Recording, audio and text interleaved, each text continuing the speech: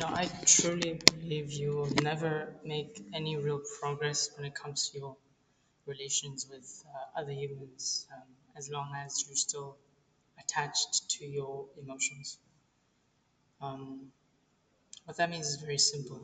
I'll tell you a story. Yesterday, I found myself, um, waiting for a sales call to begin. Right, I had been talking to this guy for the space of a few days. Contacted him first, sent him a message, and we got to talking. And after overcoming a bunch of questions and objections from him, we managed to settle on a video call. Um, and then I hopped on the call. I was waiting there for it to happen, and then I waited and I waited and nothing happened. I waited 15 minutes and the guy still hadn't pitched up. At that moment when that was happening, I felt a range of emotions. Right? I think maybe the most destructive one was the one that felt a bit disrespected because I put in so much effort into building a relationship with this guy, and I thought that he took me seriously to the extent where he wouldn't do something like this, right? And yet he still didn't. So there was this other emotion that was just telling me that I just didn't do well enough. I could have done better. There was always something that I could have controlled, something that I could have, you know, changed to make sure that things went my way. Um, and then I was lucky enough to take a really deep breath at that moment. And then after taking that deep breath, everything kind of sunk in. I realized that, like in that moment, I realized there was, as much as there was a lot I could have controlled, as much as there was a lot I could have done, most of it was not in my hands anyway. Um, I think people, for one thing, people sort of overestimate how communication happens. They think it's just like two people who like talk to each other and they understand each other, but you rarely ever understand other people because other people don't even understand themselves. I could make the example of the fact that we have four sort of levels of awareness or brains inside our brain. You have the survival brain that's constantly prompting you to stay safe, to be okay. And this is like the strongest brain that you have.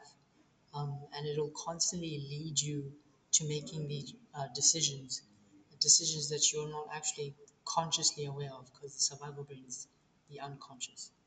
Um, there's your emotional brain, which is partly related to how you feel about yourself, how you feel about the world, and also your identity. So this is the subconscious, and it basically speaks the language of feelings.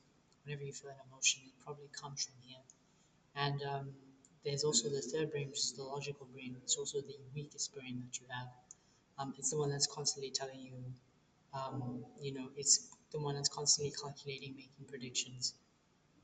And it's also the one that gets tired very easily because calculations are not easy, as you might imagine. There's all these different variables that you have to take into play. So there's a fourth level of that brain, but I'm going to talk about the fourth level in a moment. I'm just going to talk about like what actually happens when you uh, enter into any situation. So you get some stimulus, right? You see something, or you hear something, or something happens.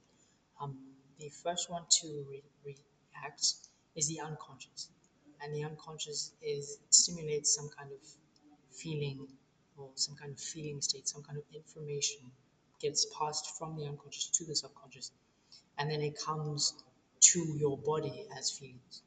Your third brain, your logical brain, the one that you think is in charge, is actually not in charge. It's constantly just reacting to everything that's happening. And it thinks it's in charge because that's how things run. Right? That's how good the unconscious and the subconscious are at actually running your body. Um, they've managed to convince your logical brain that it's in charge, but it's not. Um, which is why most people they live life in this unconscious or subconscious state where they just constantly reacting to things emotionally, not really understanding what they're doing or why they're doing it. They just do things just to do things. They tell themselves that they're living life. They tell themselves that they're, being real, being human. And as much as that is somewhat true, um, I don't think it's the best way to live. Um, I think the best way to live is to just like be more intentional about the ideas you pay attention to, the actions you take, because the actions you take uh, build the habits that you form. The habits you form uh, inform the character that you become, and the character you become influences your destiny. Um, when I tell people this, or when I say people, when I say things like this to people, as much as they understand it, and the next moment they just go back to like being in that unconscious, subconscious state where they're just constantly reacting based on their feelings.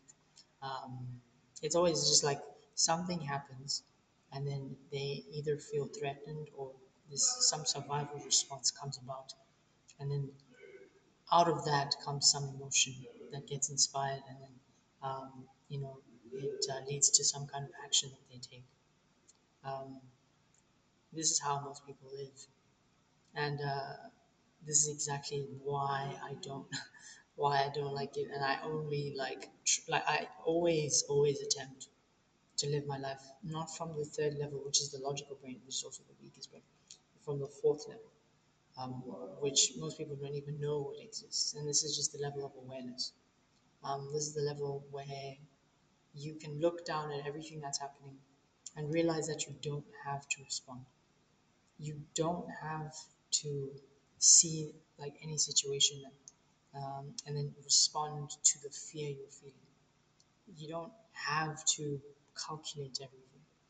You don't have to, like, as much as these things can happen, as much as they can affect your body, whatever, you don't have to respond to that. You can just take a moment, understand what's happening, understand where it's coming from in terms of your identity and who you think you are, understand what that means for your survival, and then realize like everything, like all that information, realize what it means, realize what the true signal your body is sending you is, and then act based on that. Most people don't take this. Like, someone gets insulted, they immediately get violent. Um, this is just, because they're not actually listening.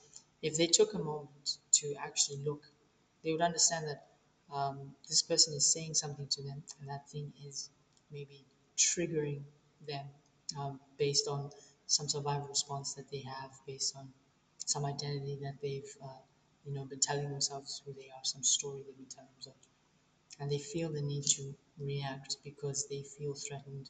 They feel like something is in danger. Um, if they actually took a moment, they'd realize that that person's words, um, actually saying a lot about them and not about you. Um, because most people, they live lives of it's not as if they're actually looking at other people. Um, Most people can't even look at other people. It's impossible for them. They are constantly looking at themselves, constantly reacting based on their own internal models of reality. Everything, as much as it exists, it doesn't actually exist. They're just living these unconscious lives. And so, once you truly understand this very very simple fact, I feel, then you start realizing that most people act the way they do, and that's just what it means to be human. It's just something that we need to accept. Um, it's just something that we need to understand that it will happen. Humans will just be human, and there's nothing you can do about it.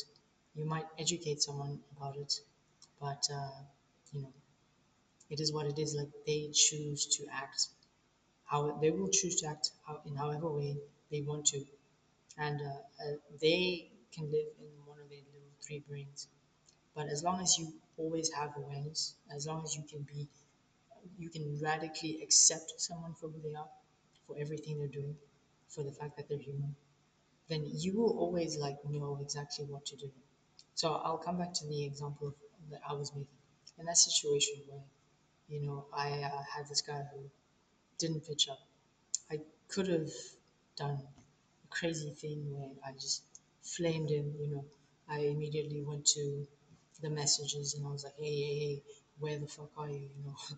Um, we set this up and you're not here. Like, what the fuck are you disrespecting me? I could have said something like that, and yet I chose not to. Instead, I actually thanked him. No, I asked him if we should reschedule because it seemed like he was busy, and then I thanked him as well. Um, and this was just like something that came genuinely from the bottom of my heart. Because like, who knows what could have happened on his side? He could be like super busy. He could be doing all sorts of things. Um, all I could do was just understand that things like that happen and then just move on. Because what else can you possibly do, right? At the end of the day, we're all humans. We're all just living this life where we feel like we're in control, but most of what we do is completely out of our control. And the only time we ever actually have control is when we lose control, which is a funny little paradox that I'm only slightly starting to get. And I'm only starting to remember or at least ingrain in myself as much as I possibly can. But yeah, um, because of how the brain works and because of how humans work, um, we have a tendency of forgetting really important things like this. So the most important thing that you should probably be doing is just reminding yourself as much as possible, especially if these like really important ideas. Um, and yeah, I do that by consuming content, by listening to things, reading things. But that's not really important. What is important is like having awareness of your situation literally informs you of this one thing. It's like the only thing you can control, truly control, is your response. And that means that you're controlling how you act. And the more you act in a certain way, the more you will embody the identity of that person. The more you embody the identity, the more your destiny will shift towards that new destiny. So think about the two destinies now. If you are still embodying this destiny of this person who reacted to everything they said unconsciously or subconsciously, how do you think you'd turn out? You'd find yourself in situations where um, you're getting triggered, or even it's not even like a triggering thing. You just there's a certain way that you could react that would help you out, but you don't react in that way, and then you lose literally everything.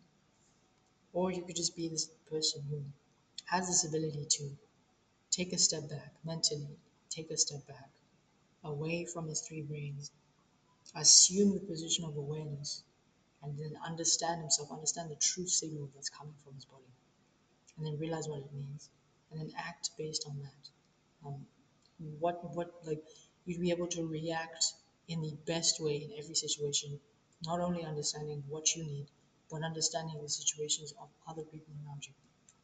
You'll be able to respond positively every single time, and you'll be able to basically just win the battle that is mastering yourself. Because I feel like that's the only battle that actually exists. Um, yeah.